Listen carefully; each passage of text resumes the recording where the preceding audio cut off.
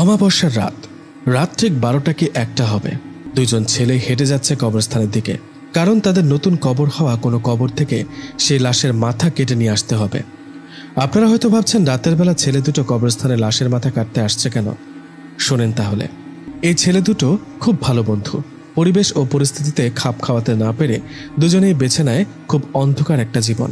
দুজনেরই মাথায় আসে জিন বশ করার নেশা। জিন বশ করার নেশা ও কবিরাজি শিখতে দুজনেই একজন কবিরাজের কাছে চলে যান।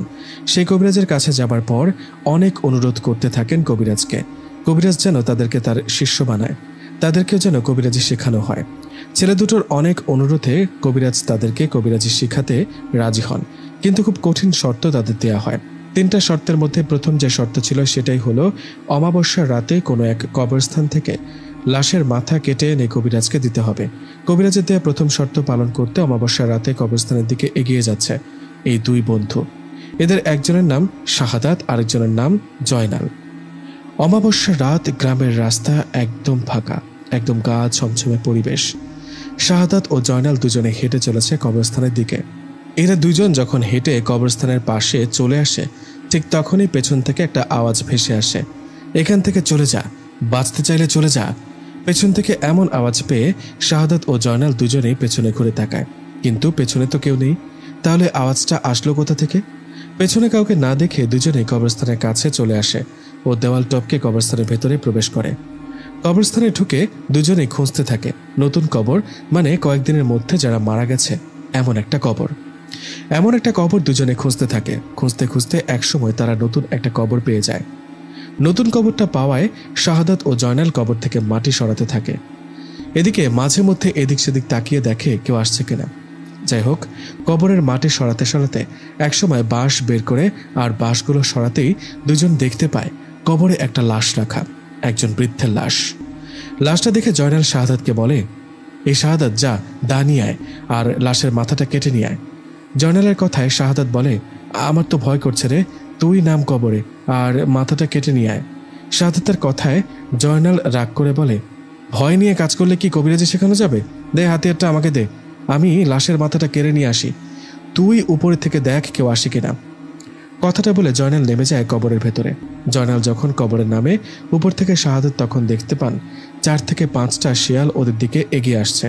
এই দেখে শাহাদাত বলে, জয়নাল, জয়নাল, ওই দেখ আমাদের দিকে কয়েকটা শিয়াল এগিয়ে আসছে। ওদিকে কবরের ভেতর থেকে জয়নাল বললেন, চুপ করে থাকতো, শিয়াল আবার এমন কি, একটা লাঠি দিয়ে ভয় দেখা, পালিয়ে যাবে। জয়নালের কথায় শাহাদাত চুপ করে ওই শিয়ালগুলোর দিকে তাকিয়ে আছে।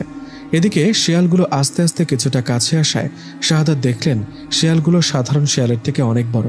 শিয়ালগুলোর চোখ আগুনের মতো জ্বলজ্বল করছে, দাঁতগুলো অনেক বড় বড় ও ছোচালো। এমন অদ্ভুত রকমের শিয়াল দেখে শাহাদাত ভয়ে জয়নালকে বলে, জয়নাল, একবার উপরে তাকা, আমার মনে হয় এগুলো সাধারণ কোনো শিয়াল না রে। শাহাদাতের কথায় জয়নাল কবর থেকে উপরে তাকিয়েও ও নিজে দেখে বুঝতে পারে আসলেই এগুলো সাধারণ কোনো শিয়াল না। বিষয়টা বুঝতে পেরে জয়নাল বলেন, শাহাদাত, কি করব? জয়নালের কথায় শাহাদাত বললেন, চল পালাতে হবে, আগে জীবন বাঁচায়। কথাটা বলে দুজনেই পালাতে যাবে, তখন শুরু হয় ভয়ঙ্কর একটা ঘটনা। পালানোর জন্য জয়নাল কবর থেকে উঠতে যাবে, তখনই কবরের ভেতর থেকে কে যেন জয়নালের পা টেনে ধরে। জয়নালের পা টেনে ধরায় জয়নাল ভয়ে চিৎকার করতে থাকে। জয়নালের এমন অবস্থায় ওপর থেকে শাহাদাত জয়নালের হাত ধরে টানতে থাকে। কবরের ভেতরে থাকা অবয়বটা জয়নালের পা কোনোভাবে ছাড়ছে না। এদিকে উপরে ওই হিংস্র ভয়ঙ্কর শিয়ালগুলো এগিয়ে আসতে থাকে তাদের দিকে। এমন অবস্থায় উপরে থাকা শাহাদাত জয়নালের হাত ধরে শরীরের সমস্ত শক্তি দিয়ে টানতে থাকে। জয়নালও কবর থেকে ওঠার জন্য শরীরের সমস্ত শক্তি প্রয়োগ করে। এমন অবস্থায় কবরের ভেতরে থাকা অবয়বটা জয়নালের পা ছেড়ে দেয়। জয়নাল কবর থেকে এক লাফে উপরে ওঠে। জয়নাল উপরে ওঠায় শাহাদাত ও জয়নাল সেখান থেকে এক দৌড় দেন। ওদিকে তাদের পেছনে দৌড়াতে থাকে সেই ভয়ঙ্কর শিয়ালগুলো। শিয়ালগুলো পেছনে দৌড়াচ্ছে আর ভয়ঙ্কর রকমের আওয়াজ করছে, মনে হচ্ছে শাহাদাত ও জয়নালকে পেলে ছিঁড়ে ছিঁড়ে খাবে। এদিকে প্রাণের ভয় দৌড়ে চলেছে দুজনেই। দৌড়াতে দৌড়াতে দুজনে বাড়ির কাছে আসতে দেখতে পেল পেছনের শিয়ালগুলো হঠাৎ করে কোথায় যেন চলে গেল।